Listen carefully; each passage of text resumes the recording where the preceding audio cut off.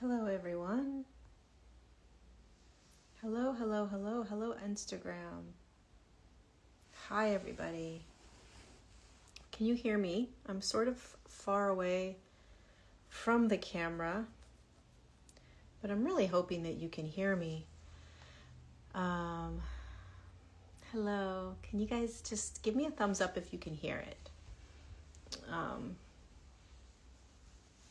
If you can hear me. Otherwise, I'll plug in a microphone. Okay, so it sounds okay? Yay. Oh my goodness. Hello, everyone. It's so good to be here with you. There's a love-hate relationship I have with this social media app, but one of the great things about it is that I get to jump on here and say hello to so many of you on a Thursday evening. Maybe it's Friday morning for you. I was upstairs finishing my dinner, and I was gonna watch a YouTube video, and Jesus said to me, "Go downstairs in your office and sit with me." And it's like 7:30 at night. He usually doesn't have me do that. But I said, okay. I thought he was going to just, have me sit and be with him. And so I sit down on my couch, and he showed me somebody in the world, very, very lonely, in their house, all by themselves, and just needing to know that they're not alone. And he said, go on Instagram Live right now. He said, there's somebody that just needs to know they're not alone. There's somebody that just needs to know they're not alone. And when he does this, doesn't do this often, but when he does, it's, I really can feel this person sitting in their house. And it's like they're all alone. The lights are down low, and I feel their loneliness. Hi, 7662 Julie. I'm glad that you're here. I can feel their loneliness. And one of the most amazing things about Jesus is that when you connect in with him, you can feel more. You can feel the love in the world. You can feel the pain in the world. You can feel the suffering. And tonight he showed me the loneliness that so many people were feeling. And so I was like, you want me to get on Instagram? And he goes, yeah, go on Instagram and let somebody know that they're not alone. And one of the most amazing things that happens the more that I am sitting with Jesus, writing with Jesus, just letting Jesus change my whole life, is there is this profound awakening within the heart that happens, a softening within the heart.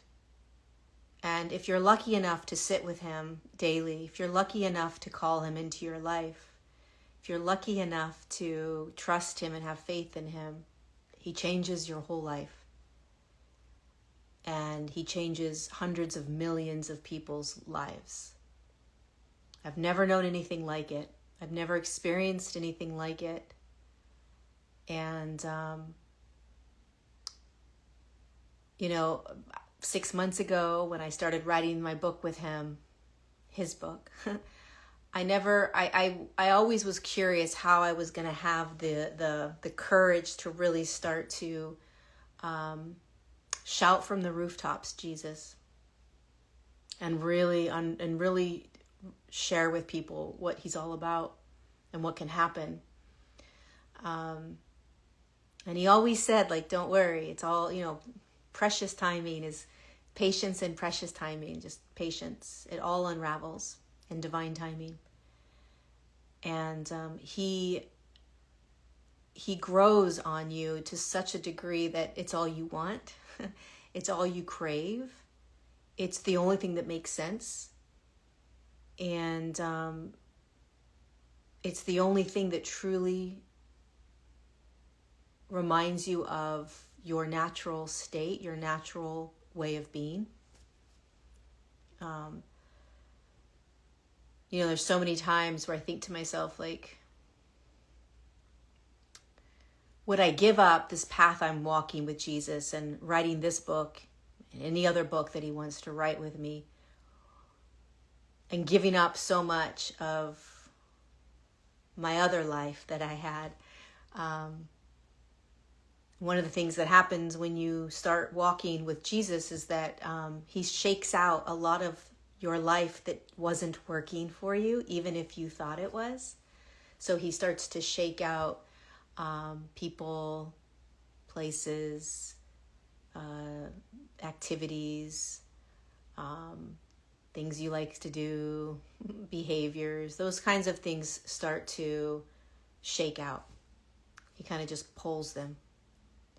And so you start watching your life begin to change.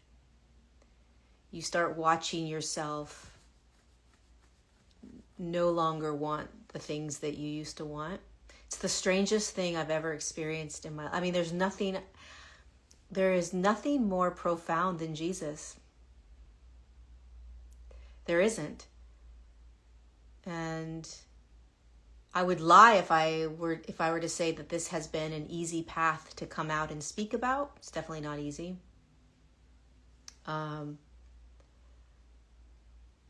But the more that he shows himself to me, the more that he changes my life, the more that he opens my heart, the more that he gets me to come on here and remind you, whoever it is that feels alone, that feels lonely, that you're not.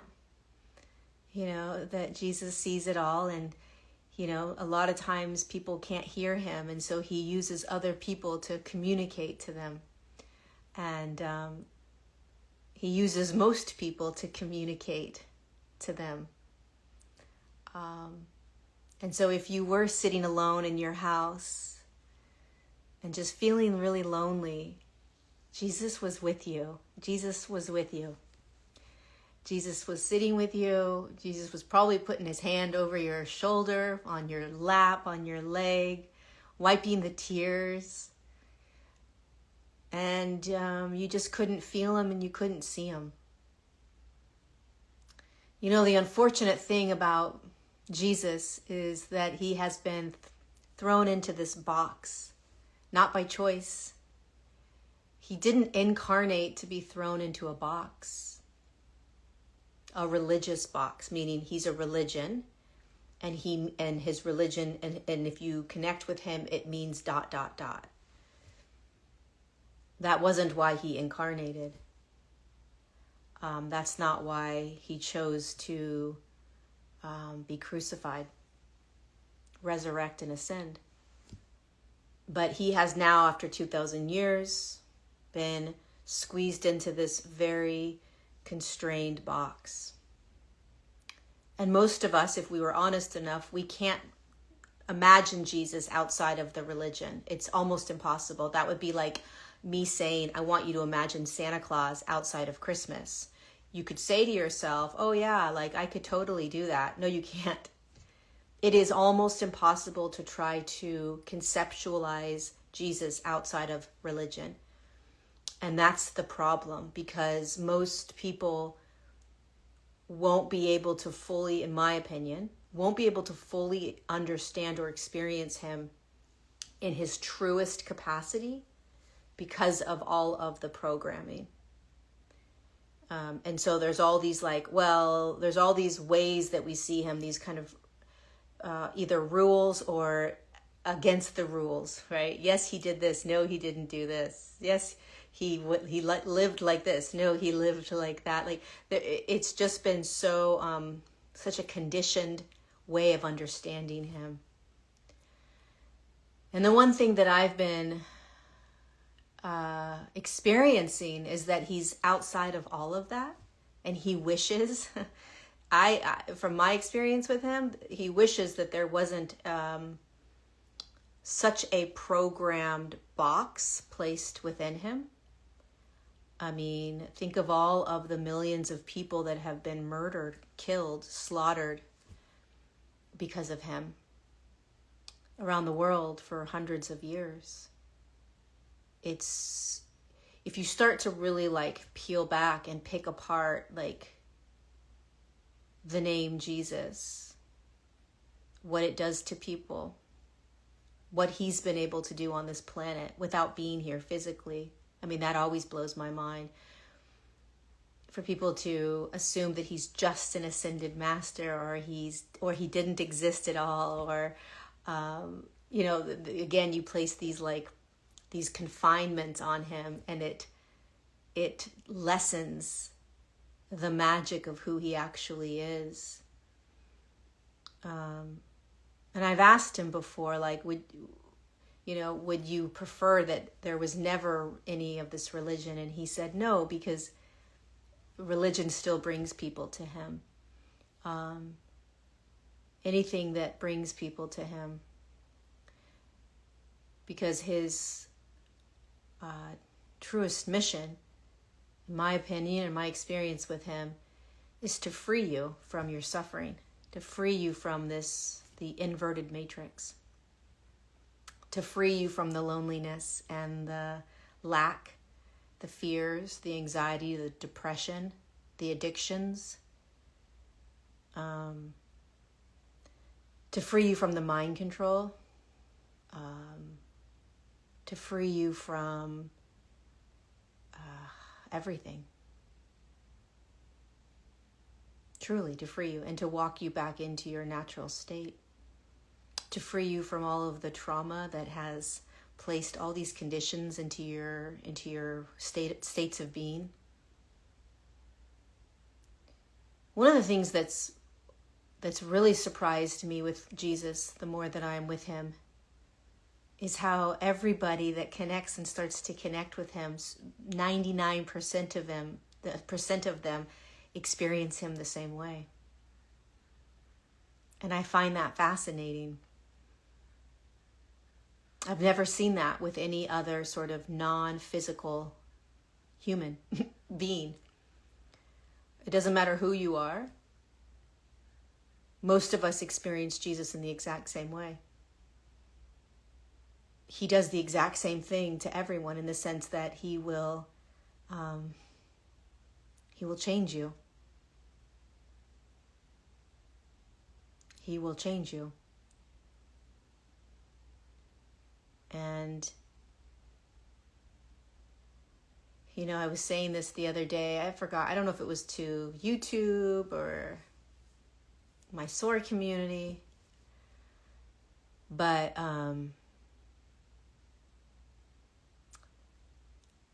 said, they have this rule that people have of, like really successful people. They have this thing like, it's like, you want to be really conscious of the 5 people that you're around. The closest 5 people in your life are who you're going to be like, right? So choose them carefully. And I've been thinking about that a lot lately, because it's just Jesus. Like, I want all 5 of my peeps to be Jesus. Like, Jesus, Jesus, Jesus, Jesus, Jesus. He's a reflection of your own divinity.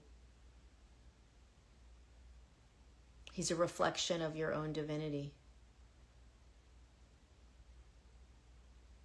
He changes your life.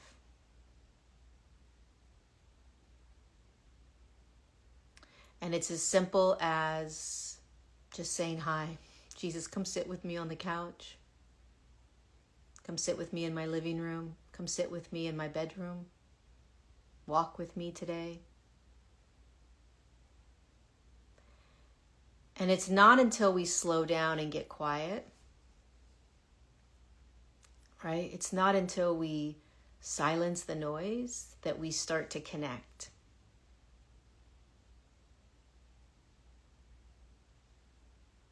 And it doesn't take much, It doesn't take much. We live in a world right now where it's all about addictions. So entertainment equaling addiction.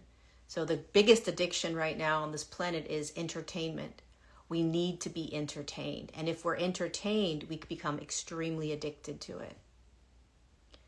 And that is because we keep leveling up the ante for our ability to keep ourselves occupied, right? And so what used to keep us occupied doesn't any longer, so the ante needs to be raised, right? And so there's constantly this need to continue to entertain us. We need more entertainment.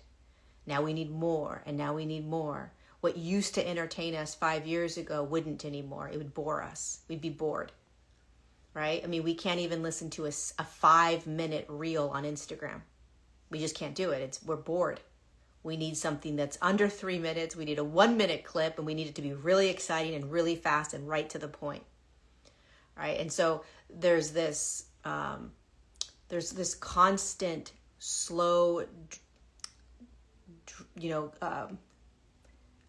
the boiling of the frog, where so long as humanity is entertained, they will be mine.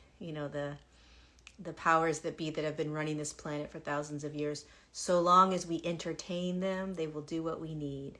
So long as we entertain them, they won't know what's actually happening. So long as we entertain them, they won't find themselves. They won't find their true divinity. So long as we entertain them. And so just think about your own life. It's so much more fun to watch a YouTube or a Netflix or a Showtime or an HBO or whatever it is, your favorite person on social media.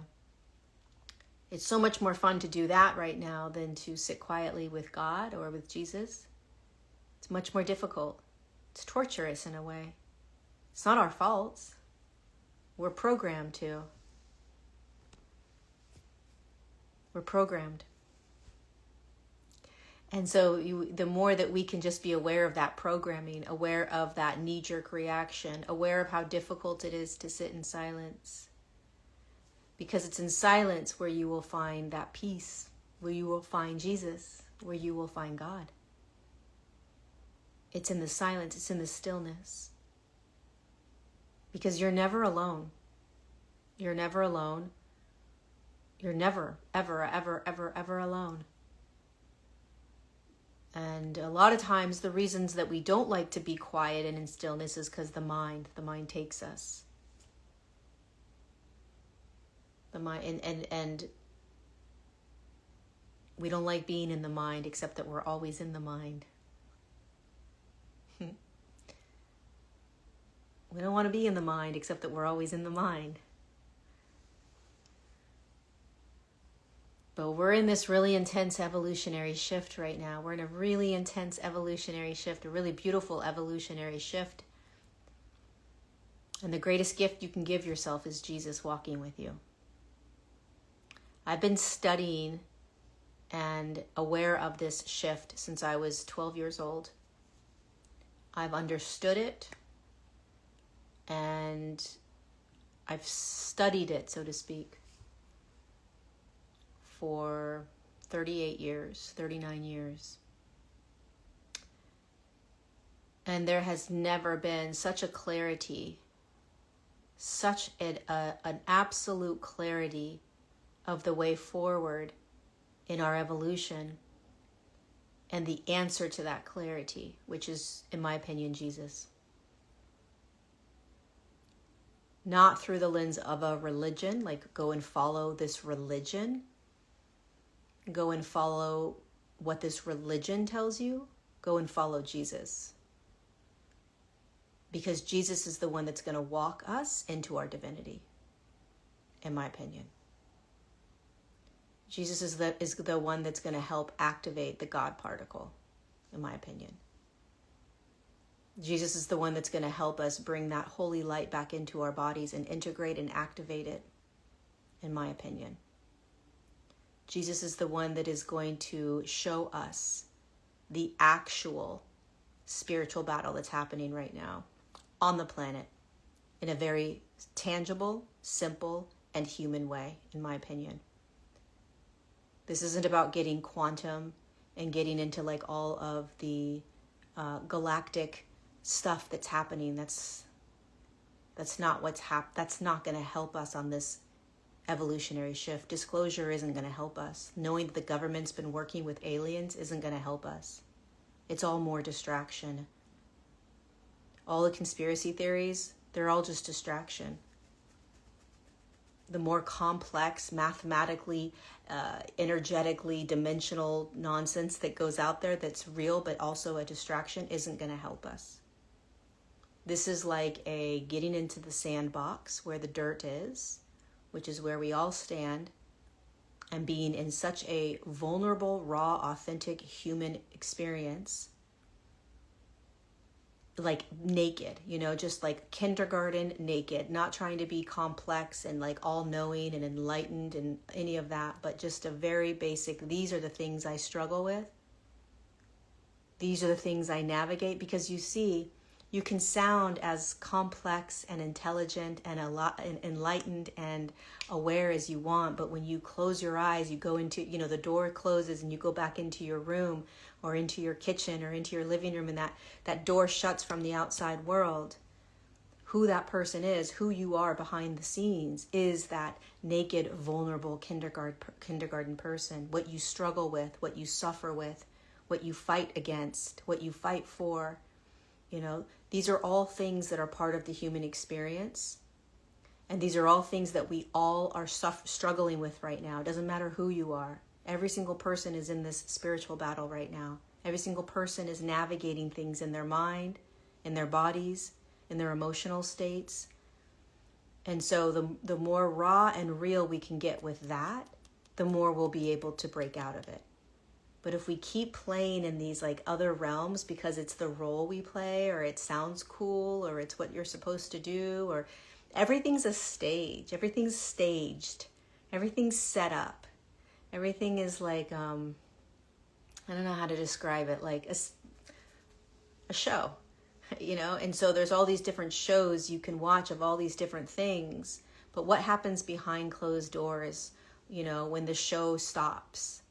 That's what we want to look at. That's what we want to be. That's what we want. That's what we are. That's the spiritual evolution.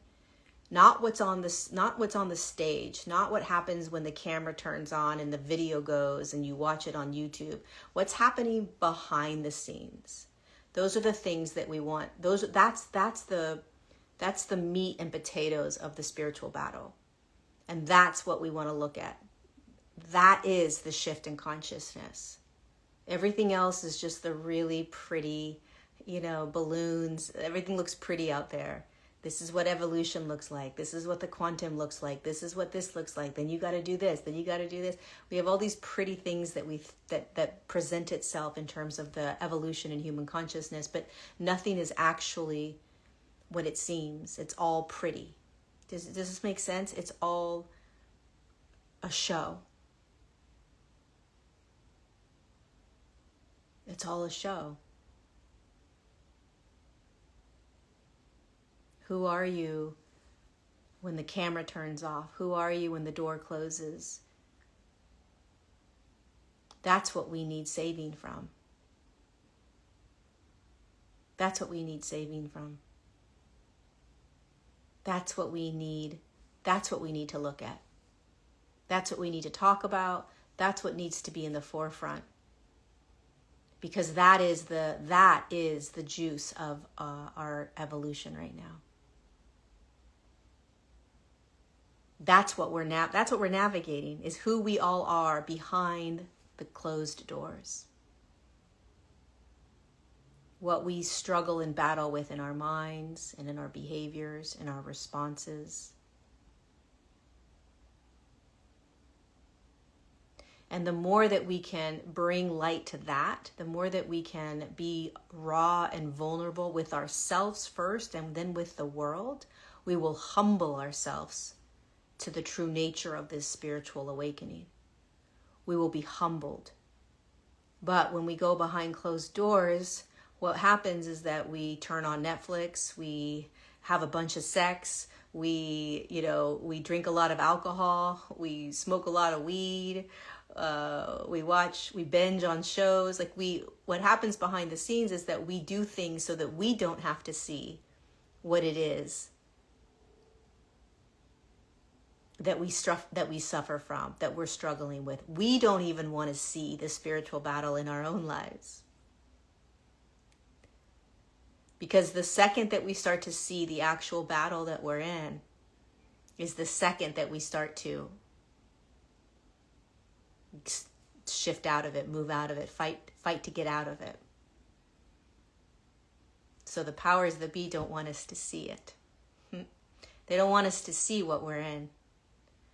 So keep the show going, keep the pretty lights going, keep them entertained, keep them freaking out over this or out of that over that. Keep them worried about this or worried about that. But who are we? Who are we in our core? You know? And we have to see what has been placed on us. We have to talk about the thoughts that we have in the morning time when we are getting up. We have to talk about the conflicts that we have in our lives. We have to talk about the emotional states that we wish we didn't have. We need to talk about these things because it will point to the spiritual battle. We'll start getting curious about the spiritual battle. We'll start getting curious about the thoughts. We start to get more and more curious about all of this. And so when Jesus comes into your life, it's about the everyday, mundane ways in which we be.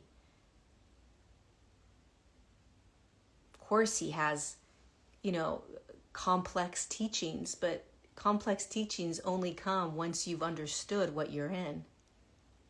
You can't graduate to senior year in high school if you haven't figured out first grade basics.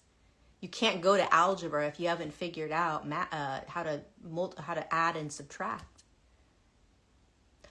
Oh, thank you for that super chat or the badge.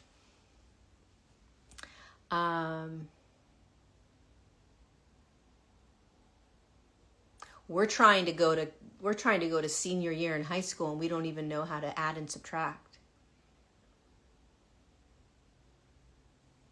Adding and subtracting is understanding what's infiltrating your mind to make you believe what you believe about yourself.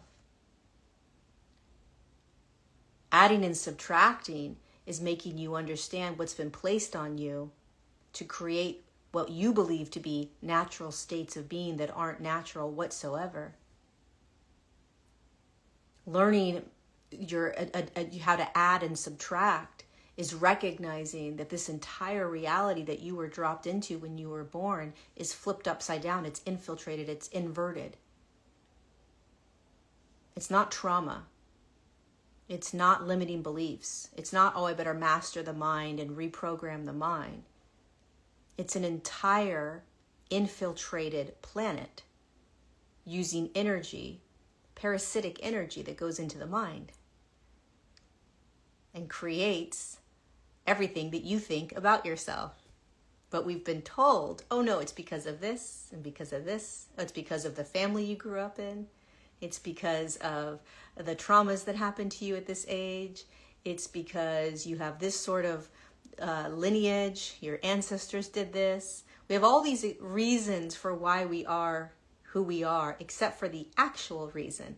Because if we knew the actual reason, we would then be able to choose to get out of it. We would actually fight to get out of it because we would finally see the truth.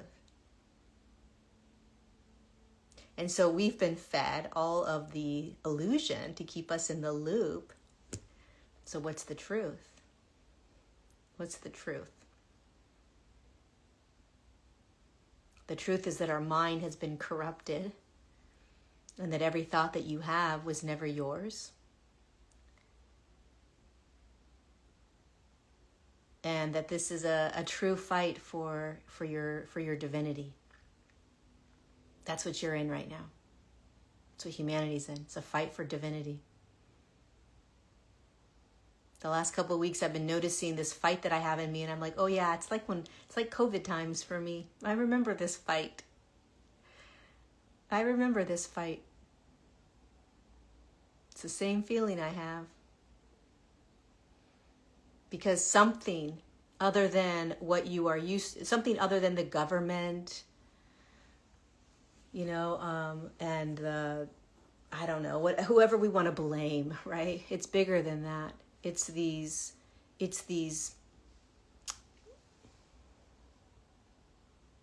energies, these hybrid type energies that came in thousands of years ago. took over this planet. And hundreds of years after hundreds of years after hundreds of years after hundreds of years, they've been able to convince us quite easily that we aren't who we think we are, this divine aspect of God. Most of us don't live that way. Most of us have actually never truly felt the essence of God inside of us. And almost all of us have forgotten about this particle that we hold that once activated frees us from this inverted matrix, but also walks us straight into our divinity. We've all been duped. When you start realizing, like, I was born into dupedness. I was born into that. Then you start to really look around at your life and say, what is this all about, really? What have I been told is true and real that actually isn't? What are all the ways that I've been told to heal and fix myself that make no sense when you realize that there was nothing ever wrong with you? You were actually given those problems. Literally, the trauma that you had came from parasitic energies that infested that individual that gave you the trauma. It wasn't even that person. You can track it from generation to generation to generation. It's parasitic energies that have infiltrated humans that feed off of specific emotions and behaviors. Specifically, traumatic experiences that create or elicit those emotions or behaviors. Now you start tracking everything. You start looking at all the loops. You kind of say to yourself, like, hold on a second, pause. What's the solution? How do I get out of all of this? Jesus.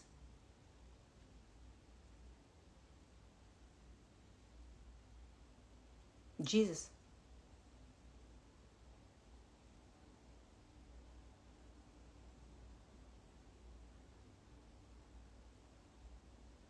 And if you start doing this, you'll notice the tug of war that you'll start to get into because it feels really good to be in the world.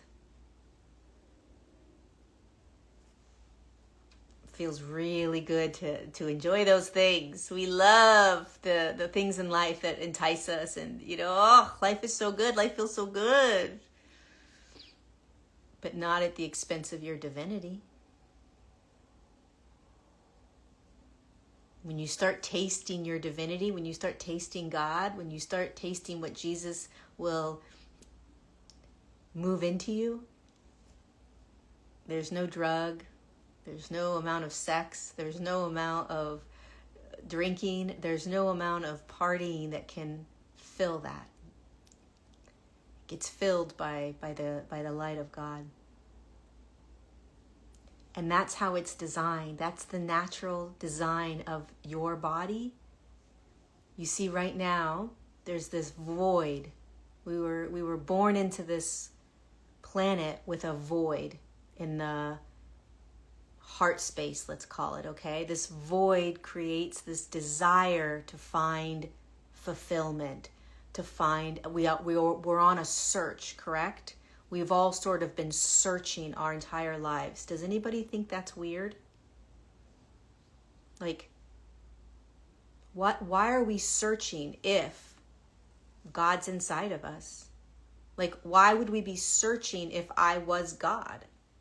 If I was God, and let's just say that I have amnesia in the sense that, like, I'm in a dense reality, I'm in a dense physical dimension, so it's like, it might be harder to kind of feel it. But if I was fulfilled with God, I'm pretty sure I wouldn't be searching to the degree that I am. And I'm not just talking about searching for God. I'm talking about searching for love, searching for peace, searching for comfort, searching for safety. We search for everything. Everything. And do you realize that's not natural? That's not natural. I don't even think humanity recognizes that they search for everything. And they search outside of themselves. This is all designed this way. This is the infiltration. So when these hybrid type humans came onto the planet 7,000 years ago and took over the planet, what they did was they erased the memory of the God particle, and the amount of light, the amount of God that was coming into the body, designed to come into the body, began to be infiltrated. So there wasn't as much. There were just these drops of God coming in, God light.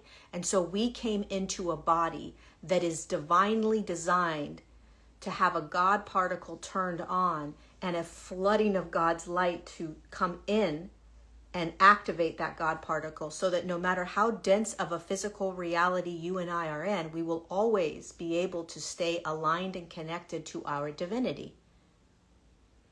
And so the evolution in human consciousness is to begin to realign with that God particle and start to live godlike in the human form. But what happened 7,000 years ago is that all got messed up and infiltrated.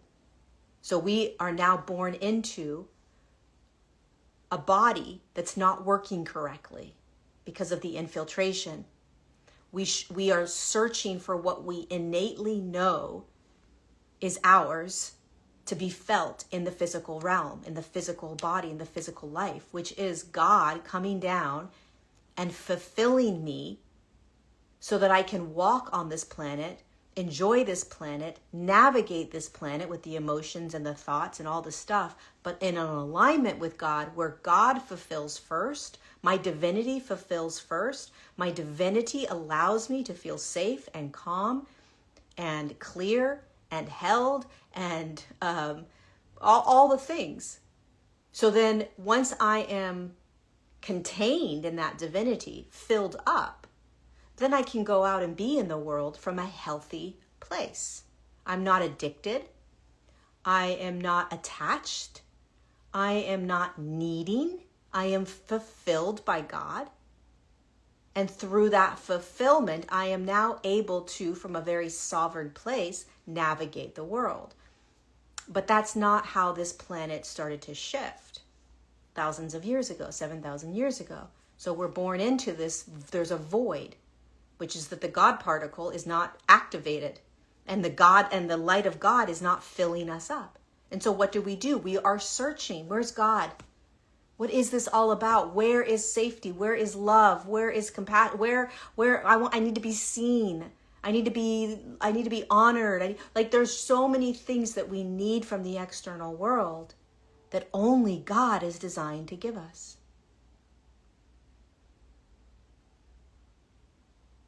The more that you start to really understand, truly start to question what's happening on this planet from a completely different lens that you haven't used before, which is really the understanding of the spiritual battle, it's going to blow your mind because it's all going to make sense.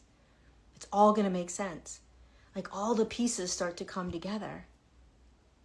And when you start bringing Jesus into your life, without this construct of a religion, right? When you start to bring Jesus into your life as God, walking you out of the prison and into freedom, if you can see Jesus from the perspective of, oh, here's God coming down in a form, and he's going to take my hand and walk me out of the prison I've been in and into freedom.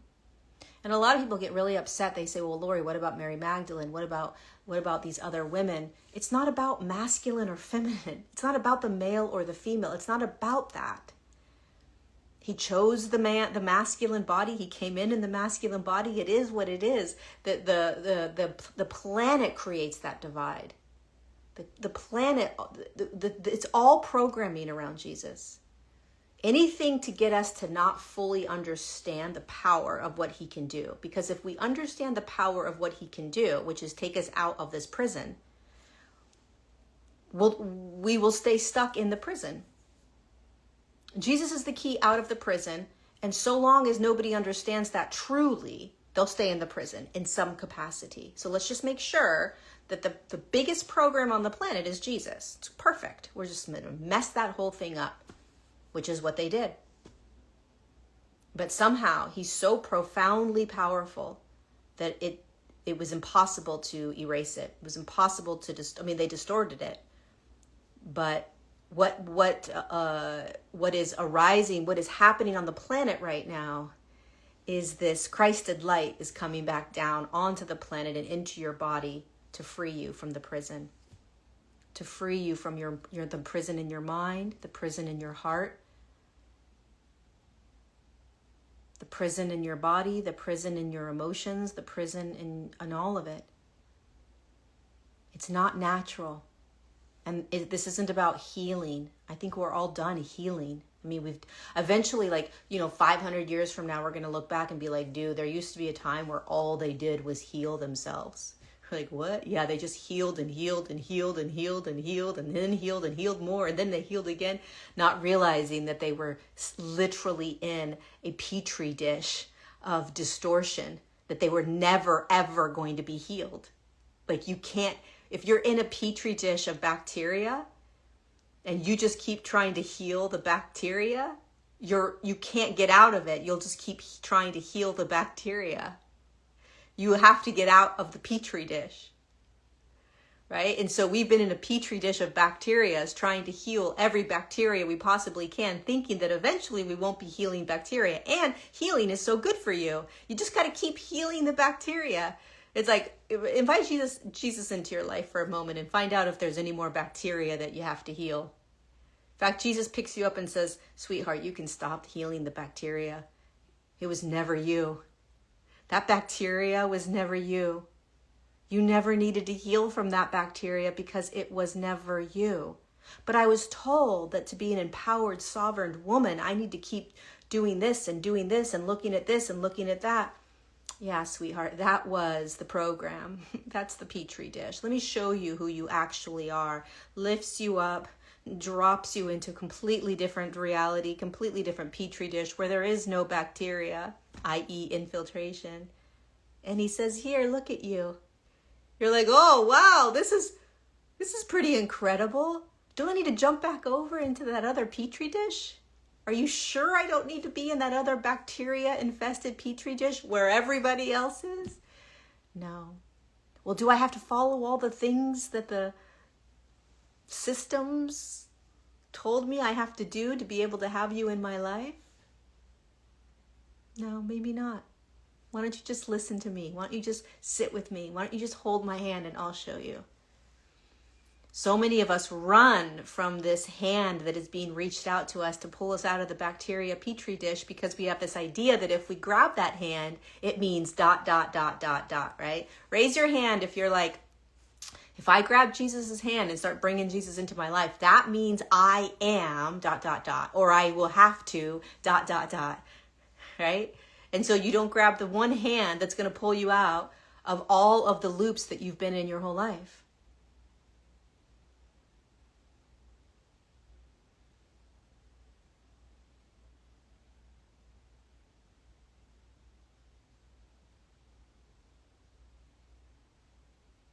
He wants to pull you out of the petri dish of bacteria.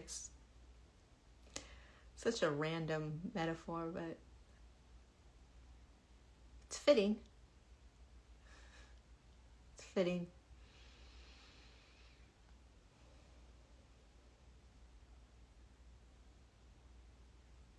This is just the beginning of a beautiful awakening.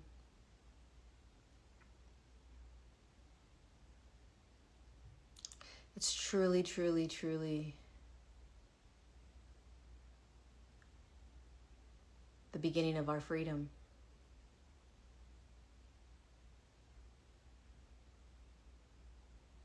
So I came on here, those of you that don't know, I came on here because Jesus said that there was somebody alone, feeling very lonely in their house or their apartment. And he invited me to go on Instagram Live just to say hello and that you are not alone. And, 45 minutes later, we're just chit-chatting about the power of Jesus in our evolutionary shift in human consciousness. And you won't know until you try. You won't know until you try. And I have to say, I hope this was somewhat entertaining for you if you were alone, Kingdom Oracle. I have to say that exploring a deep relationship, intimate relationship with Jesus is not easy. He takes you on a roller coaster ride of figuring out who he is and what he does and how he wants to be in your life.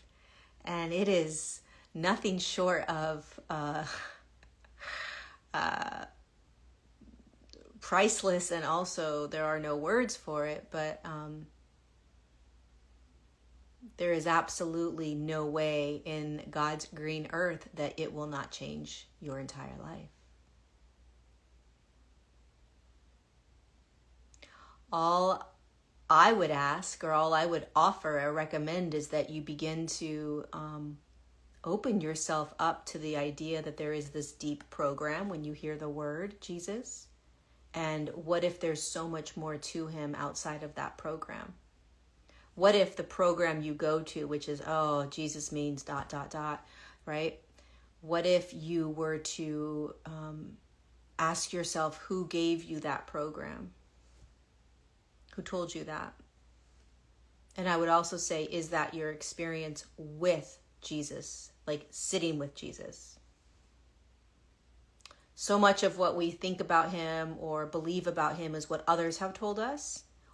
On any path, the religious path or the non-religious path, it's what others have told us, not what Jesus has actually shown you.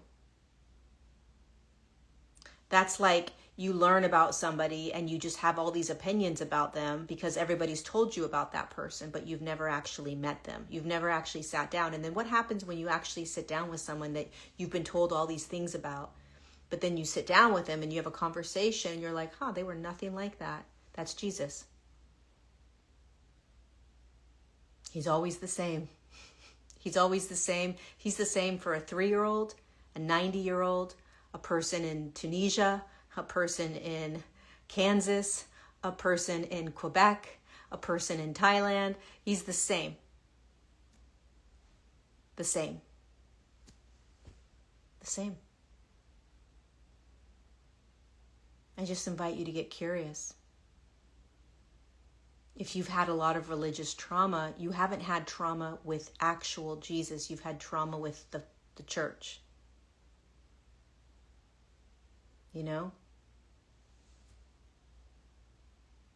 It's impossible to have an actual, real, tangible experience with Jesus and it be bad. It's impossible. That would be like having a cold bath, and then you're you're like, nope, that bath is hot. It's like, it's impossible. The bath is cold, so every time you get into the cold bath, it's going to be cold. It will never be warm. That's how Jesus is. No matter what, he will be the same. You could be the most evil person, and he would be the same. That's the frequency of God. That's the frequency of who we are designed to walk like and be like.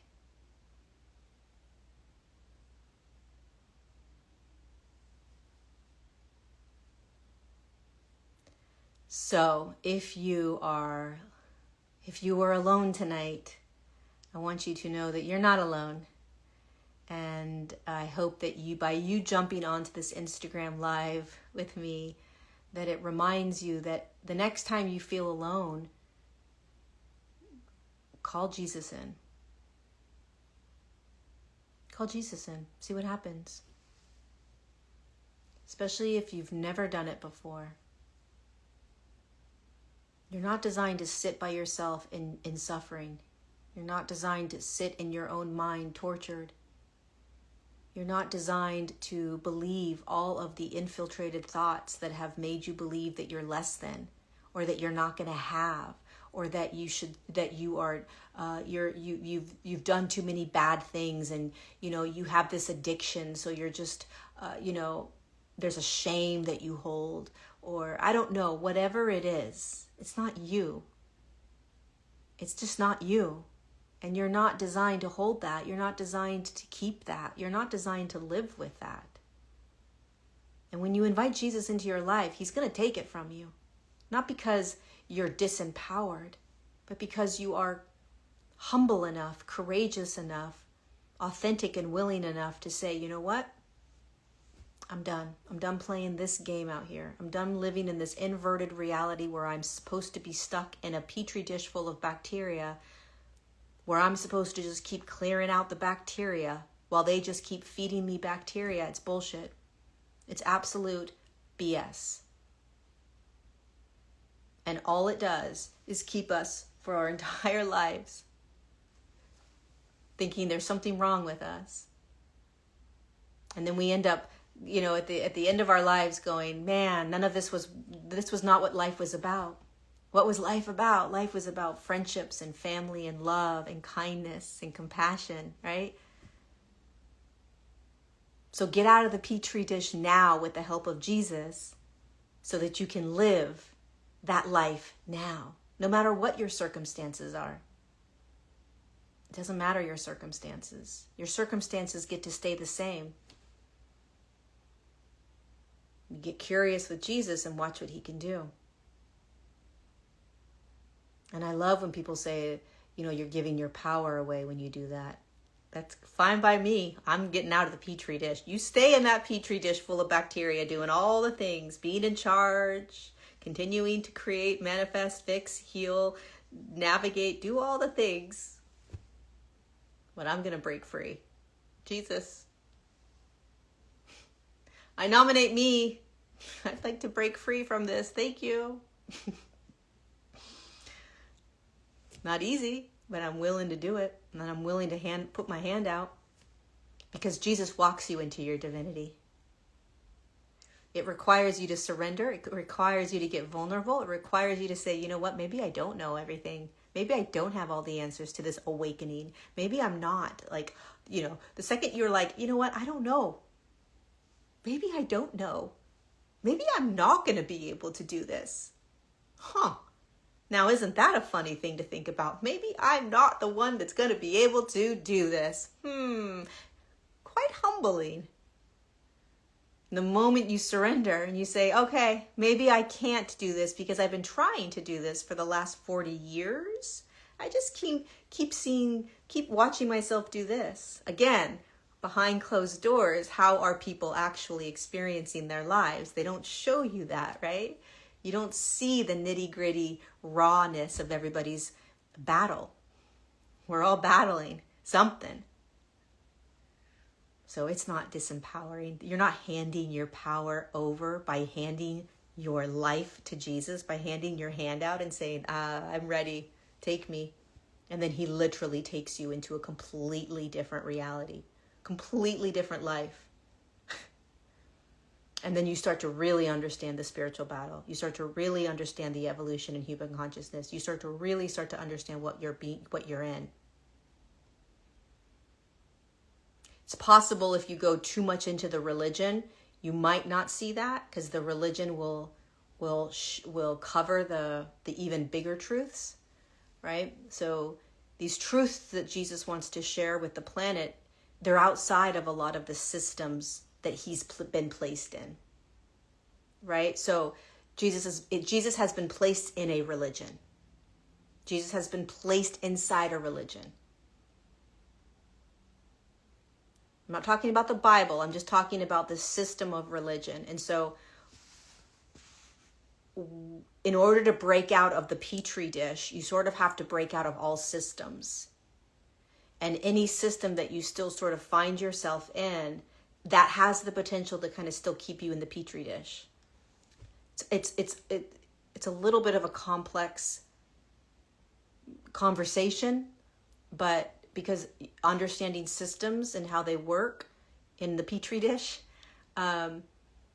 But if you're in a system, the system's been created by those hybrid beings that came in thousands of years ago. Like every system we're in is designed to keep you from your divinity. Every system. Every system on the planet has been curated to make sure that we don't find the God particle in us and that we don't find our divinity. Every system, including religion. So, and I'm not saying that every system is bad. I'm not saying every system is good. I'm not placing a judgment around the systems. We get to all do that on our own, how we see fit. But what I'm saying is that to have clarity of what's actually the actual like clarity of understanding the spiritual battle, it has to be outside of all the systems. It's kind of like you have to be pulled out of the petri dish to look around and be like, holy cow, I was in that petri dish. You can't find the solution to get out of the petri dish inside the petri dish. So you have to see it from a different lens. You have to hold different realities. You have to be willing to let go. You have to be willing to let go of your belief systems. You have to be willing to let go of what you have deemed true your whole life. You have to be willing, like you're in the petri dish, right, of bacterias, and you have all these beliefs about how things are and what things mean and just everything, right? This is the path I'm supposed to go on. This is the path of evolution. This is a path of awakening. And even the path I'm speaking right now could still be part of the petri dish, right? It's very possible. But we have to start looking at what system am I in? And is this system, does this system break me out of the petri dish, or does it still keep me in systems? Does it keep me looping? Am I still looping?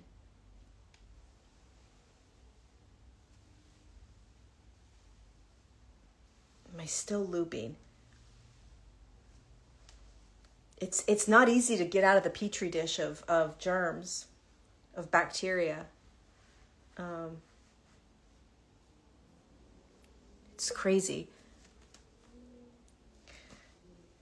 That's why using Jesus from this perspective of like no system. He and I were just writing about this. Like, there's no system with him. How can you embrace him without a system? So, for instance, if you want to read the Bible, right? How can you read the Bible outside of a system? So a system is going to tell you what the Bible means. A system is going to tell you what those words mean. Try reading the Bible outside of the system. So you're looking at it at it from outside of any programmed system. It's very, very important understanding systems and how they work, because they keep us in check.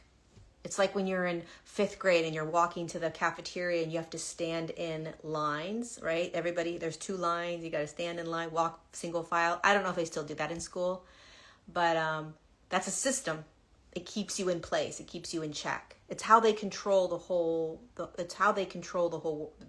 humanities, through systems. If there were no systems, we would all go do whatever we want and we would just be uncontrollable.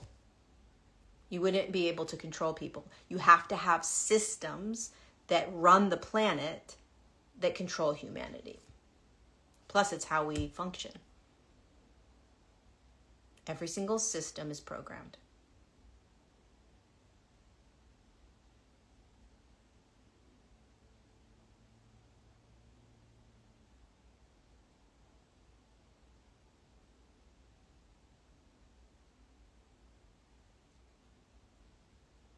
Happy feet, happy feet.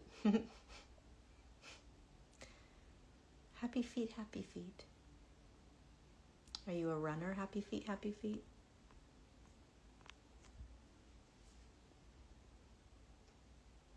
All right, you guys.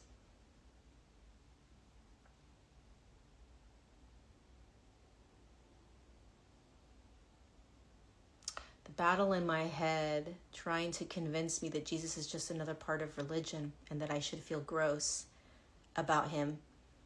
It has been very difficult. It has been very difficult, but I think I'm ready now. Yeah, he never came to be a part of a religion. He came to spread the word. He came to free you. So, I don't know your name that said that. Carter Cassius. What I encourage you to do is get curious with your program, with your thought around him, right? Just be very vulnerable and open and honest. He already is with you. He sees it all. He knows exactly, and he could care less. He just wants to be with you. He just wants to show you. He wants to love on you and guide you and be with you, and he wants to show you. He'll show you, what to look at. He'll show you what to let go of. He'll take things from you. So you begin just by inviting him in. Maybe you sit with him quietly for 5 minutes in the day, in the morning, in the afternoon. Just quietly, just sit on a couch. Set your phone alarm if you want. And for 5 minutes, you're just going to say, Jesus, come on in. Jesus, come on in. I'm ready. Just curious. I'm curious. Just curious. Maybe when you're in the shower, right? You're just like, all right, you're going to think about all these other things, and you're like, okay, Jesus. Maybe not in the shower. That might be a little weird. You might be like, I don't know if I want Jesus in the shower with me. When you're going to bed.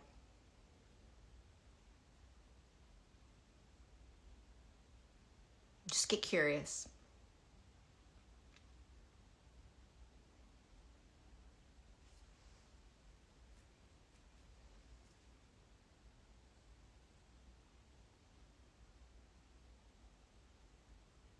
He's for everyone.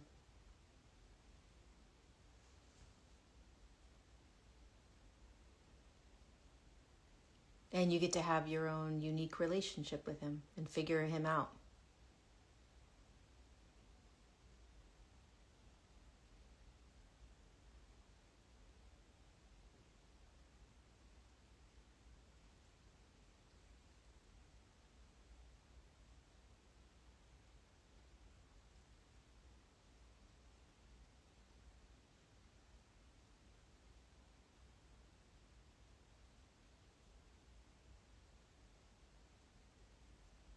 Yeah, curiosity is a good place to start. Because there can be a lot of like, I don't know about this, right? Like, what? Can be a lot of that with Jesus. Poor guy.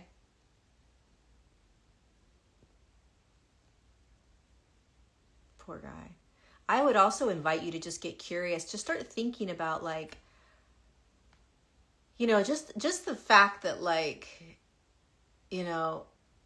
people are willing to die today for him. Like they're willing to, that's not the greatest example, but like there is a truth that is held with when you experience Jesus. It's like it's there is such a truth to it. It does something to your being. There's no other name on the planet that is so hated and loved simultaneously. There is no other name on the planet that will rid demonic energies.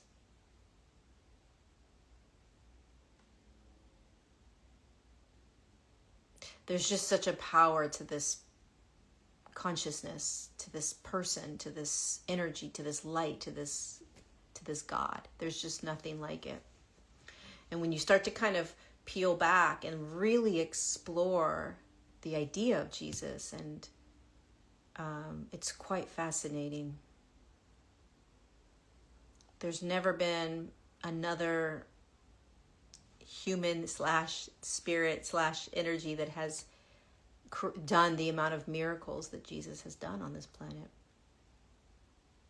Living and non-living. The fact that he has saved millions of people's lives. You don't hear that you don't hear that in the same capacity as other masters, angels, whatever. because Jesus has been placed into this religious system, we just brush him off. We don't actually look at really who he is and what he's done and what he continues to do without even being on the planet.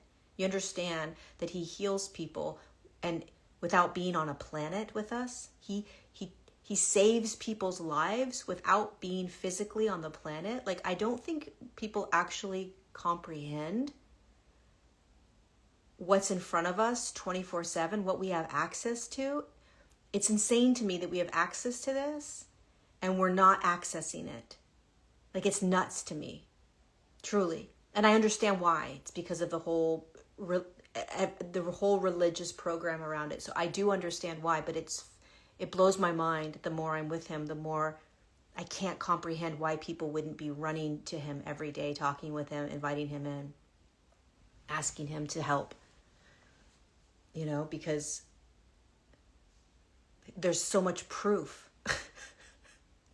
It's like wild to me. Like, you're going to go do mushrooms and you're going to do this and you're going to go pay this therapist and you're going to do this type of treatment and this, but you're not just going to go to Jesus. I mean, granted, my whole life I didn't go to Jesus, so I get it. I completely understand. But the more that I'm going to Jesus every day and sitting with him and writing with him and learning from him and going through these intense initiations with him and teachings, I'm like, why isn't everybody going to you? He goes, I know.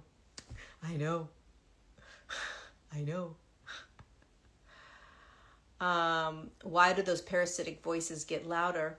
Well, I'll ask you that question because you'll be able to answer it, Kate, especially since you're an intuitive. So if you understand the spiritual battle that was created 7,000 years ago, right? And it was created through the infiltration of our minds with these parasites, all to keep us separate from our divinity. Because if we are separate from the divinity, we can be controlled, right? So if we are separated from divinity, we can be controlled. So if all of a sudden we start remembering our divinity, we start walking into our divinity, we start bringing in that holy light into our bodies, which clears out the demonic energies, it clears out the parasites. The holy light clears out those things. Jesus clears out those things. So if we start doing that, we start coming back into alignment with our divinity. We start seeing the whole game with more clarity. What's going to happen? Those energies are going to be like, oh, no, don't do that. Don't go there. What are you doing? Nope, you're not feeding off me anymore. What's going on? I'm starving.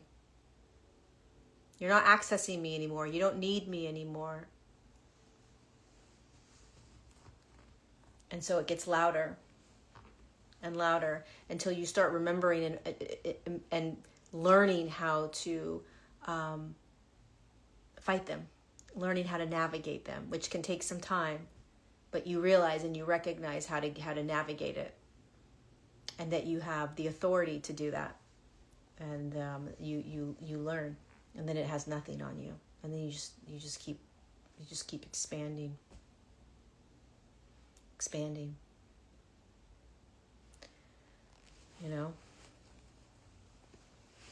It's fascinating.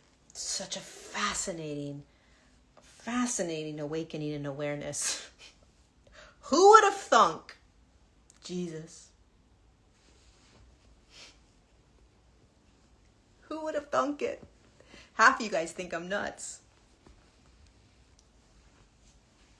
And half of you are like, yeah, I kind of get it, but...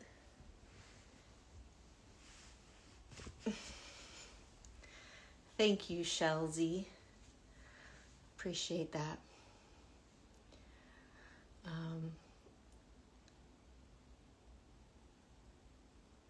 It's a wild turn of events. Wild turn of events. Is it not? Hi, Lisa. I felt guided to... I'm not going to lie. It was not me that said get on Instagram. It was Mr. Yeshua. He said, get on Instagram. Someone's lonely. Someone just needs to feel not so alone. So here we are.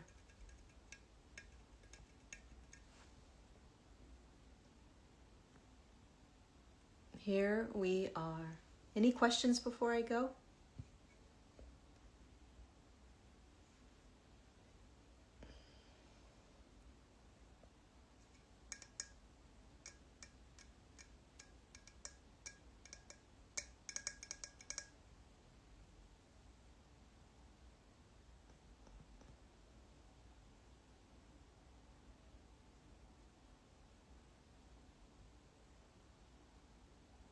You were told to.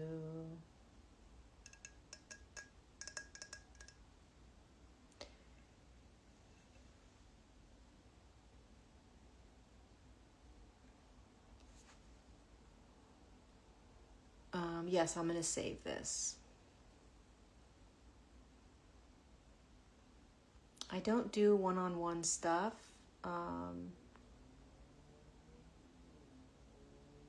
But just keep following my page. You'll get a lot of you'll get exactly what you need. You get exactly what you need. Don't even follow my page. Just go sit with Jesus, Kate. Go sit with Jesus. Jesus will give you way more than I can. I haven't done teachings with Jesus in a couple weeks.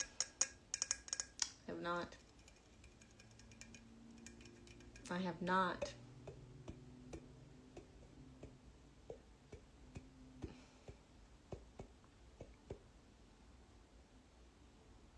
How do you make a living if you skip one-on-ones? I have a SOAR community, so like an online community. And I do group classes like 40 Days with God. Honestly, the more I sit with God, the more I don't want to do anything for money. But I have to make a living. But my dream is that somehow there'll be some multi-billion-dollar person that will just give me a chunk of money, and then I can just do everything for free.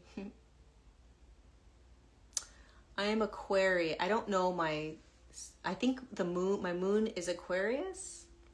No. What's the name? I'm Aquarius, so I was born February 9th. So I know I'm Aquarius. I know that much. When did I start talking about Jesus? I started talking about Jesus last February, probably is when it started. Last January. I think that's when I really began to speak about it, last January. So it was a slow journey, slow process.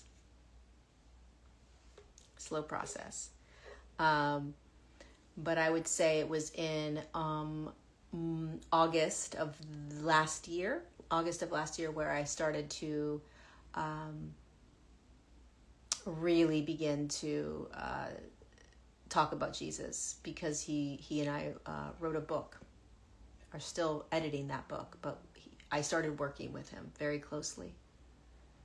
And he's put me through a really rigorous experience and training, and that's when it took off, was August.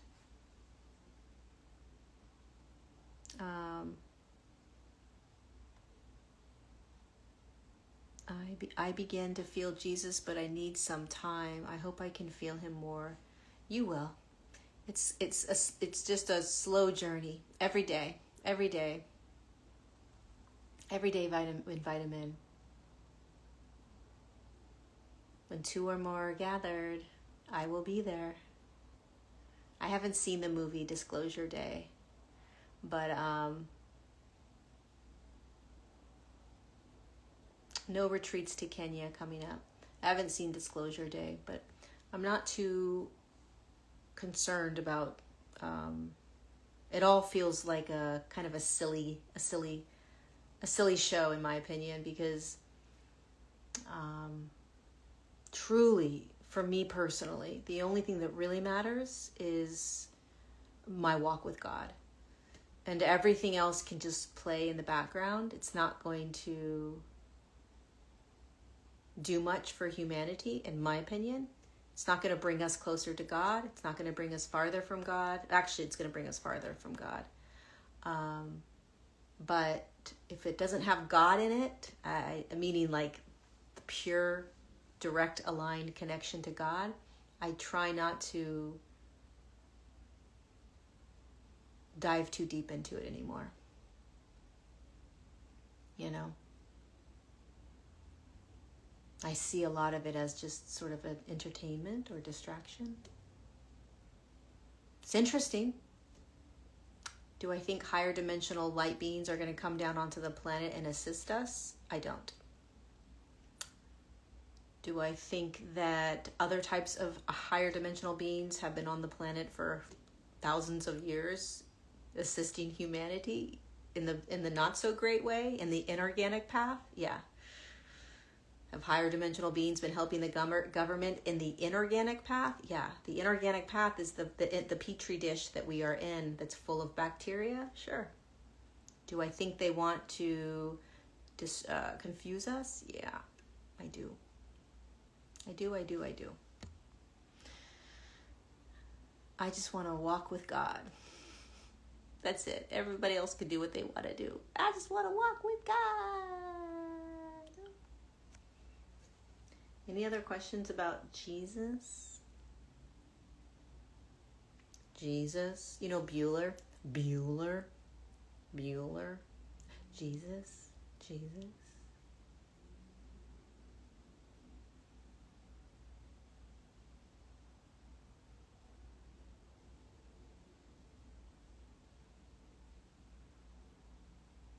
Walking with you.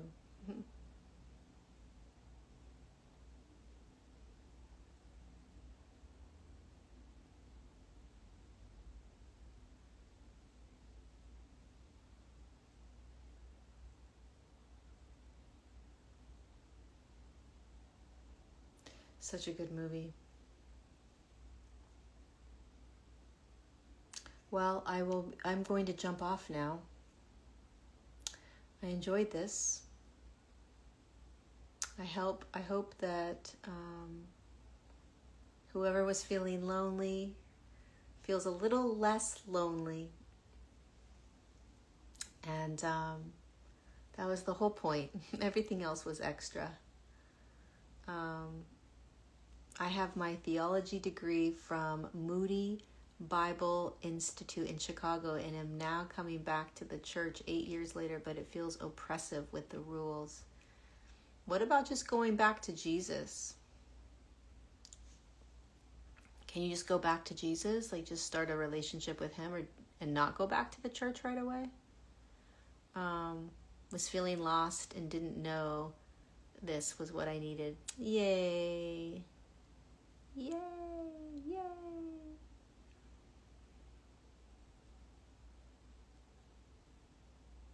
Just invite Jesus to be with you today. I've been doing it ever since.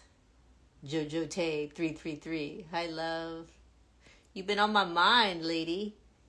You've been on my heart the last couple of days. I've been feeling you.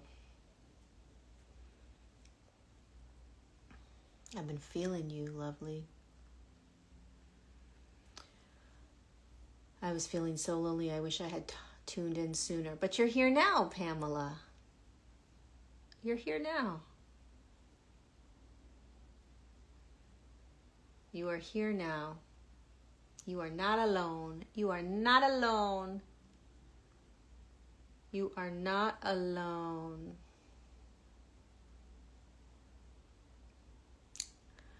Love you, little lady. Love you, little lady. What is that? Oh, a hug? No, what is that blue emoji? Two people hugging. Two people hugging. Two people hugging. Two people. Sometimes it's just nice to sit in this. I'll share a little funny Jesus story with you guys. When I teach, when I do things like this, I don't know, when I when I open my mouth to talk, I tend to get so passionate about what I'm talking about that I get lost. I'm not conscious. I'm not aware of like what's happening. I'm not aware of like where I am. I'm not aware of being present in my body. Like I just go and I'm just like, just speaking. And there have been so many times in the last couple of months where I get done teaching or whatever, and then Jesus says, "What happened?" I'm like, "What do you mean?" He's like, "Where was I in this conversation? Like, where was I in this? You know, like, you went too fast. You were fast, and I wasn't able to kind of be present with it as you spoke." And I'm like, oh man, that's so true. Like, I speak really fast, I get going, I get passionate, and it's all me. It's all Lori, Lori, Lori. And so what he's been asking is slow down enough to bring me into the field. Slow down enough to bring me into the space. Slow down enough so it's not just about you, Lori, talking, so that I can be present, so that I can be felt. So that I can be felt. Because he's a felt sense. He's an experience. So if I'm constantly like, you know, then he can't be felt. So a slowing down.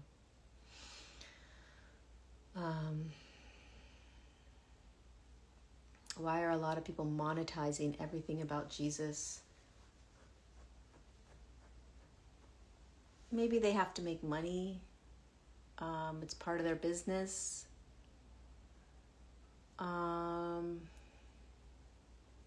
They really want to get the information out, but they don't feel comfortable doing it for free. They're afraid if they do something for free that maybe it seems like they don't value themselves. I don't know, there's all kinds of reasons.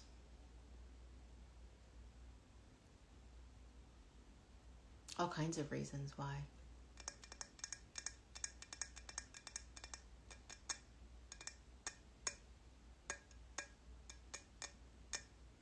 All I know is that Jesus wants me to give everything for free. It's like, dude.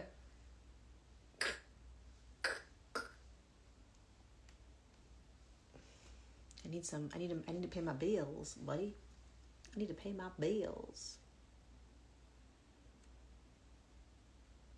Is Jesus funny for me?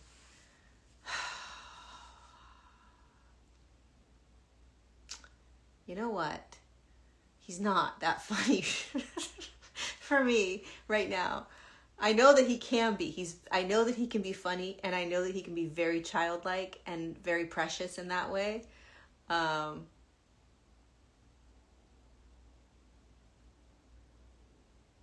But lately, no, he's not funny to me right now. But Jesus can be a lot of different things, though.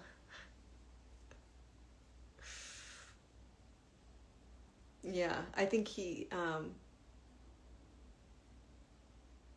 can be for a lot of people. I go to church to get the Holy Communion. Do you go to a Catholic church? Do you go to Mass, Lindy?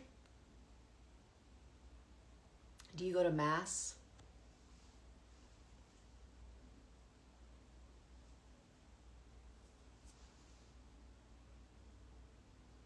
It's a comedy show for me, even though the pain and suffering. Oh my God, I love that you guys experience him as funny. I wonder, is Jesus an ascended master? Why is he special? Why can't we talk to Buddha? Jesus is not an ascended master from my experience with him. Why is he so special? Because of the reason he came onto the planet. It's very different than the reason Buddha came onto the planet. Buddha obviously mastered the human experience, so he was able to bring himself into a truly enlightened state. And that was his role and his purpose. But Jesus is very different than that. Jesus came to save the planet. Jesus came to walk us out of suffering. Jesus has he was God incarnate. It triggers a lot of people, triggered me for quite some time. So it's okay. You absolutely don't need to hold that as truth. You probably won't. But he has a very different purpose than Buddha. So, for instance, if there's demonic energies around you, infiltrated thoughts, and you ask Buddha to get rid of them, most likely nothing will really happen. But for some reason, when you say Jesus, everything goes away. There are these really interesting things that start happening when Jesus starts to come into your life that you can't explain, that don't happen with other masters. They just don't. It's not because the other master is less than. I think sometimes we have this thing that happens where we place it in a category, better than, less than, good, bad, right, wrong. That's not what this is. It's just different incarnations. Right? And so there can be when you first start talking about Jesus or thinking about Jesus or curious about Jesus, there will be arguments that you'll have, and you should have. What about this? What about that? That's what I did. For months I argued with Jesus. Swear to God, argued with the man. All day long for months. I had to sit in deep contemplation with him to wrap my head around what he was trying to say to me, because I didn't want to believe it. I didn't want to believe it. Truly. I did not want to believe what he was telling me. Not the church, not the Bible, what Jesus was telling me, I didn't want to believe. And so I had to figure out how to navigate it. And to be honest with you, I'm still doing that.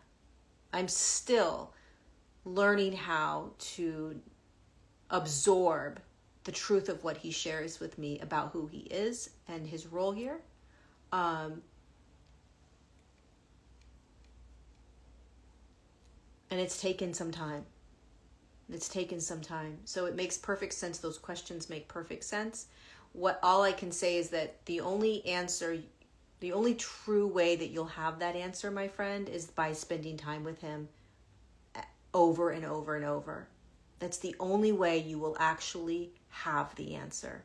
Because I could tell you the answer, like, of what my belief is, but the only way you'll actually know is if you experience him regularly, and then you'll know. It's kind of a bummer. Actually, it's the greatest thing, because then you'll start hanging out with him, but that is the only way you'll truly understand him and why he is different than Buddha, and why he changes people's lives, he saves people's lives, he does miracle upon miracle in people's lives, why he was crucified and resurrected and ascended in physical reality, so that people saw. 400 people saw him after he had died, resurrected, on the planet, walking. That would be like somebody, let's just say, like, that would be like Eckhart Tolle, okay, dying this horrific death, and like a physical death. Like, let's say that we see him like physically dying, like somebody does some horrible thing. Or that'd be like Charlie Kirk all of a sudden walking the planet again. Although nowadays we'd be like, oh, he's a clone. Or oh no, he never died in the first place. So forget about that. That wouldn't work. Now we're so messed up in the head that if somebody were to die, Eckhart Tolle were to die, and then all of a sudden resurrect, we wouldn't even believe it. We're like, that's a clone. That's why it's so important to not play, in my opinion. It's more damaging to us to play in those realms of like, it's a clone, it's not a clone, it's this, it's not this. Like, that all just makes it worse because it just creates confusion. Poor Eckhart. But anyway, the point is that if you believe that he resurrected It's quite the story. It's a fascinating, wonderful questions, by the way. Wonderful questions. My church experience was so wonderful that I was shocked to learn how controlling it was for others. It was about treating others as yourself. We were asked critical thinking too. Wow, where did you go to church? Japonti 77. Where did you go to church?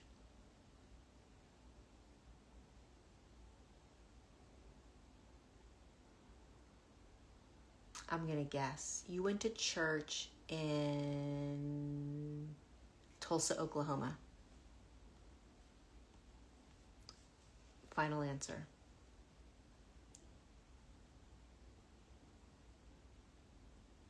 New Jersey. Totally not Tulsa, Oklahoma. Is Tulsa in Oklahoma?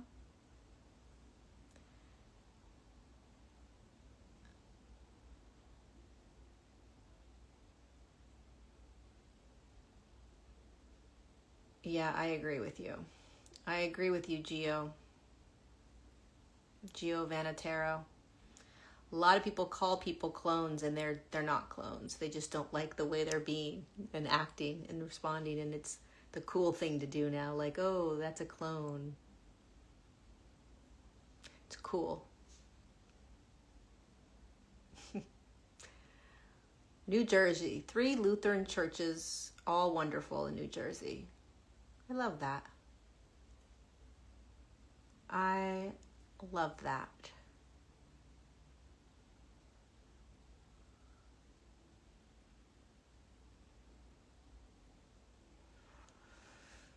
All right, I guess I'm going to go. I've really enjoyed this time with you guys. A lot. Any last questions about Mr. Yeshua, Jesus?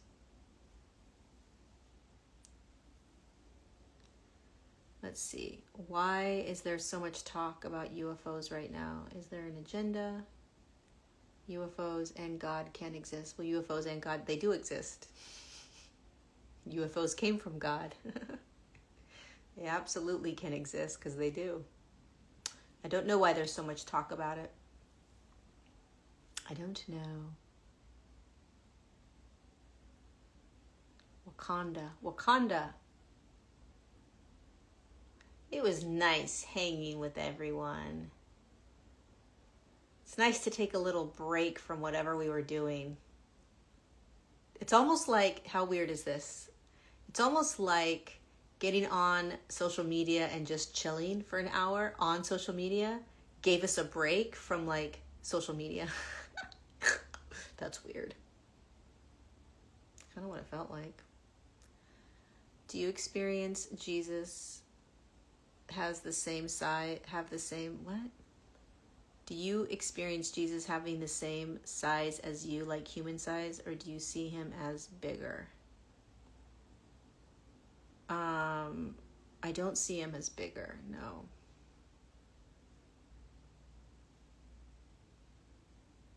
I don't, but he could be bigger. Like, don't you guys feel like you're having a pause right now? Like, you're chill? Is it just me? Or are you all feeling like a chill moment? I'm literally feeling like we just pushed pause on life.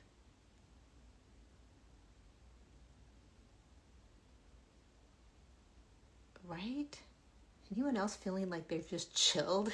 Like something just chilled them out?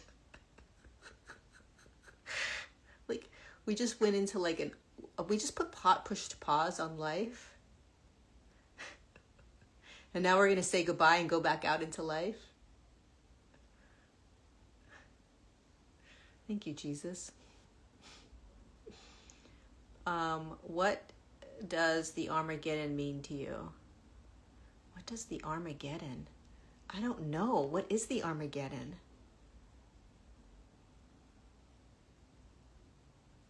Thank you, Jesus, not Lori. I feel chill, but figured it was your energy. It's Jesus. That's not me. That's Jesus. Thank you, Jesus. I'm going to keep sitting here with Jesus. This is how good it feels. It's nourishing. You know? It's nourishing. What does Jesus look like?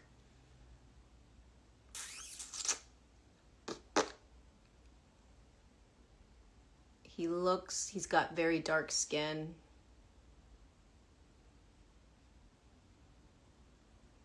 Longer hair, scraggly hair, scruffy beard, not very handsome, like just average looking. For me, from the way he shows me him, which isn't a visual, it's not like a physical, right? It's more like a dream. You ever had a dream and you could tell, you could depict somebody? If I were to be like, what did they look like in your dream? You could do that. That's how it is. Definitely not as handsome as they make him look.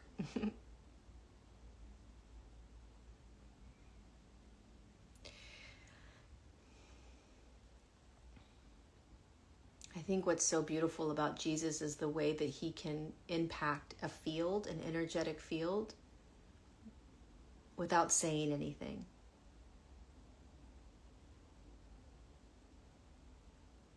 And it's interesting because we can just sit here and there's something about it. Maybe you're out doing things and you're like, I'm not in the mood, right? I'm not feeling it. But if you're just sitting somewhere and you just dropped into the space with us, it's pretty profound and powerful what his energy can do. It's so there's such a presence to it.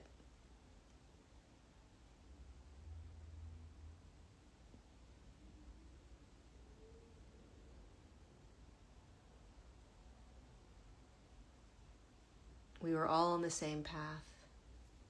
It all comes back to Jesus. I saw this quote the other day. I'm going to post it. But it said, every rabbit hole leads to Jesus. Every rabbit hole leads to Jesus. He does love that we've gathered around right now talking about him. I think more than that, he enjoys the fact that we are just being together. You know, we're just in our humanity. There's no hierarchy as if I'm a teacher and you need to listen. There's no, moaning and groaning about life. There's just this beautiful presence. We're just sitting with each other from all around the world. We don't even know each other, right? There's 67 of us together. Most of us don't know each other. But this is humanity. And this is what he means when he talks about, like, it's not this journey of awakening out of what we're in and walking ourselves back into God isn't about these like complex quantum concepts, these mathematical, out of this world, mind-bending concepts. It's this.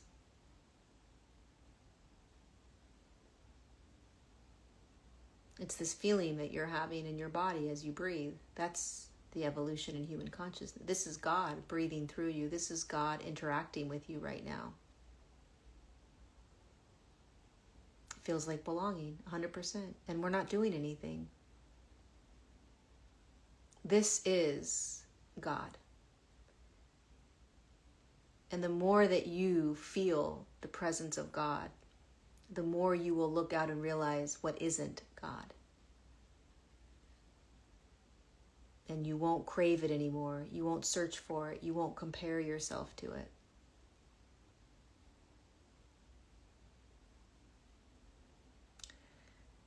Original sin means missing the mark. Original sin also means turning your back on God. It's not about being bad or being wrong. It's about, missing the mark could also be missing the alignment. Coming back into alignment with God.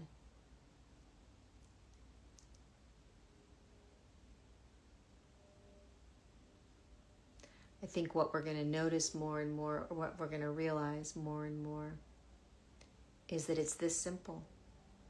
Your own divinity is this simple. It's right here.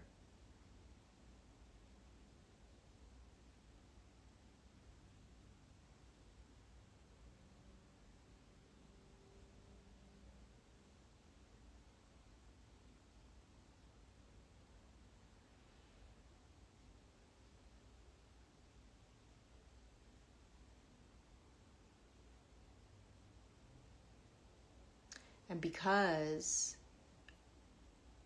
Jesus never talks about past lives, never talks about past lives. It's not important.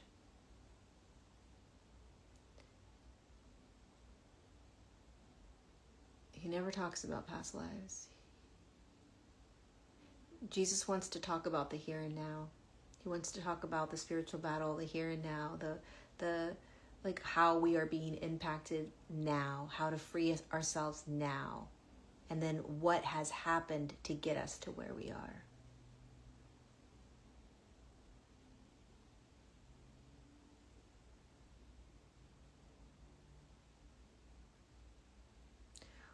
Well, we aren't born dirty. We're not born bad. We're born into sin, which just basically means we're born into that petri dish of bacteria. We really have no choice but to be in that. It's not our fault. We're born into it. And so we do the best we can in it.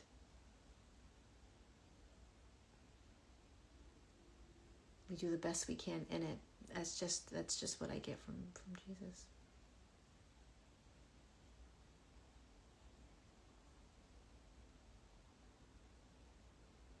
Hi, Sarah Jane Burton. Sit down for a minute, Sarah Jane Burton. Whatever you're doing, I don't know you, but take a seat just right now. Just sit somewhere. Take a deep breath. Take a deep, deep breath.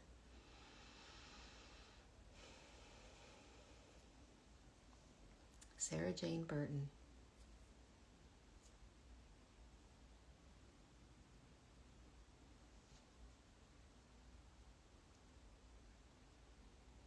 High flow with Antoinette.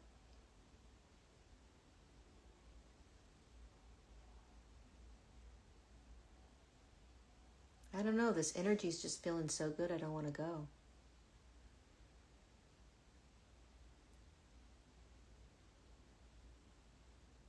Whose fault is it? That's a big question. It's a great question. Whose fault was it? It's a loaded question. It depends on what part of time we want to talk about.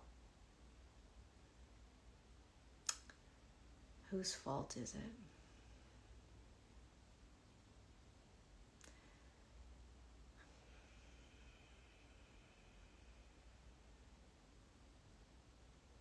Let's get back to that one later.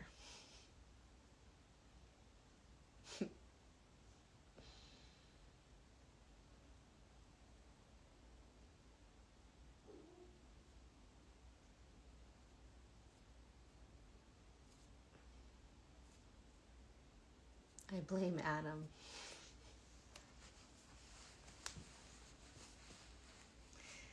I believe that Adam and Eve is a metaphor. I believe it's a metaphor.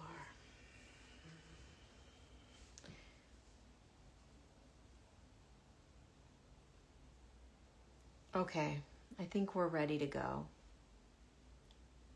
I think we're complete. Glad we got to experience that together.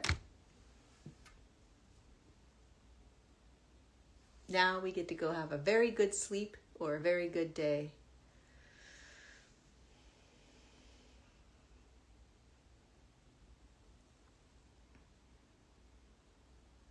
Oh, Adam means human being in Hebrew. That's interesting. Yeah, I've always imagined it being a metaphor. Jesus spoke in metaphors. Lots of metaphors. How do we balance things that we learned? How do we balance things that we learned in New Age that still make us feel connected to God, but without offending Jesus? Like, how do we know what he likes or doesn't?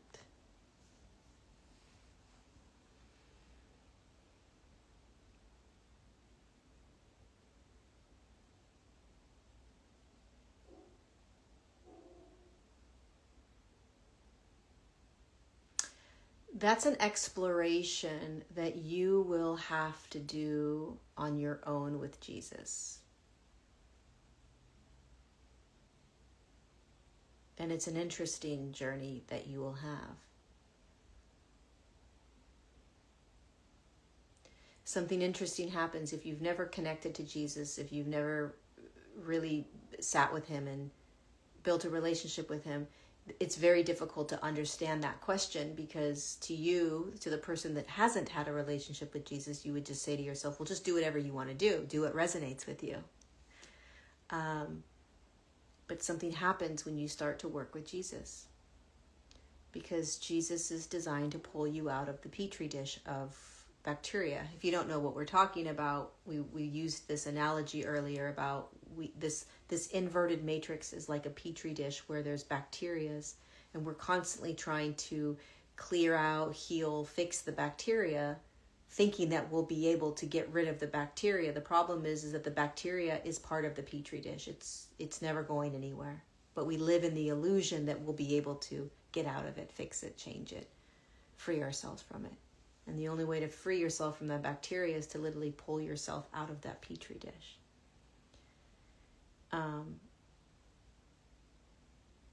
And if you are living in the petri dish and all the different systems, continuing to believe the systems, whatever the systems are, including all the ways that you heal yourself, you'll just continue to be in the system.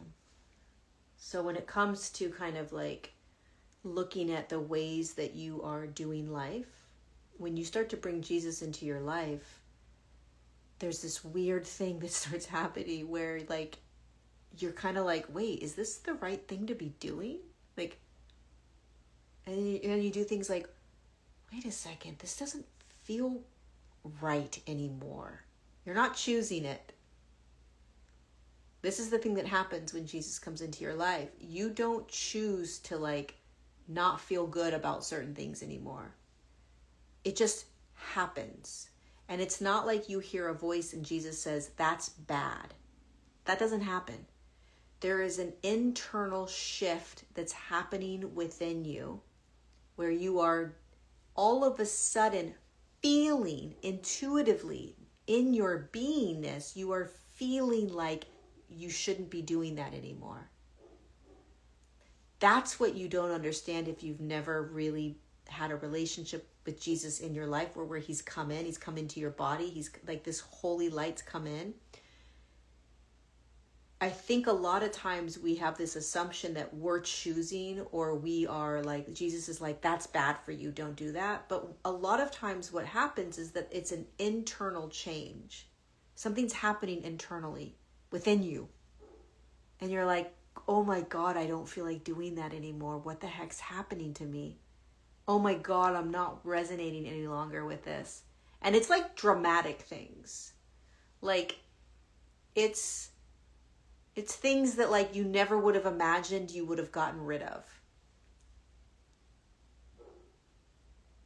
Things you love.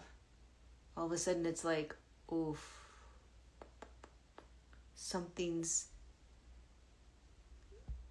Ay.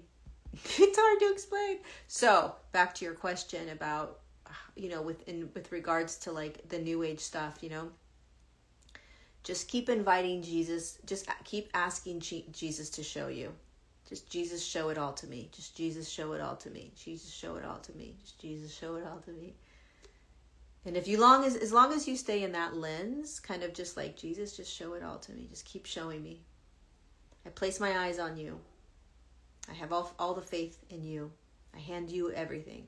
Lead me, guide me, show me. then you'll know.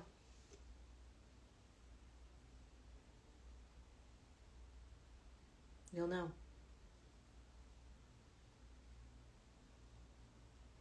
Just trust it. Buckle up.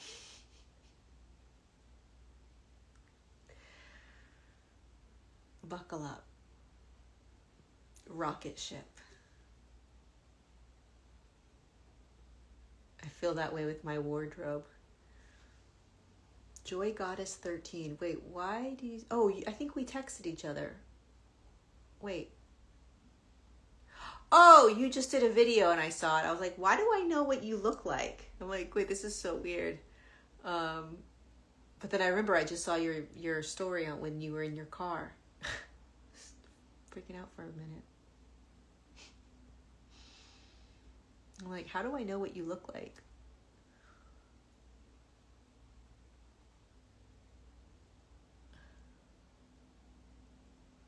Asking Yeshua to show me. Handing it over. Is it usually a spontaneous experience, the finding of Jesus? I think sometimes it can be. I think sometimes it can be super random, like all of a sudden, like Jesus just comes into your life and you have this very visceral experience of Jesus. When you have the visceral is a real feeling, right? When you have a very visceral experience of Jesus where you feel him, you are forever changed. You're forever changed. Now, whether you keep walking that path with him or not is up to you. And so sometimes those spontaneous experiences happen to people. And what a gift. Other times it's a choice.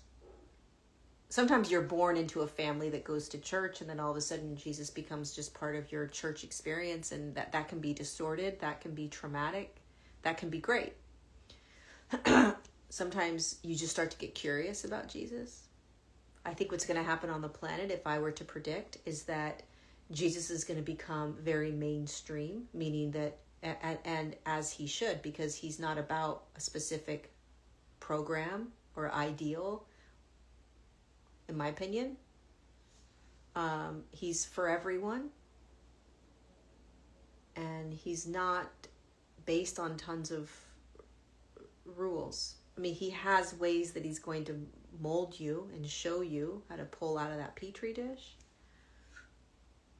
But I think in the next 15 years, hopefully way before that, but it will be something that people will start to understand Jesus in very different ways than we do today.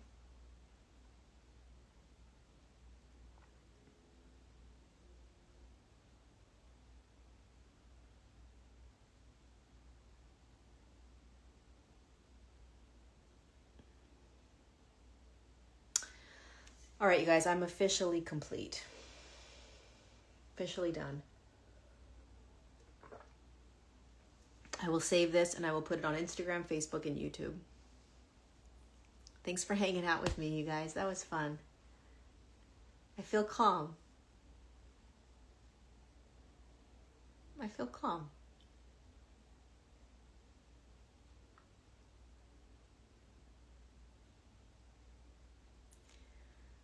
I feel calm. Yay. Thank you, lovelies. Let's do this again, shall we?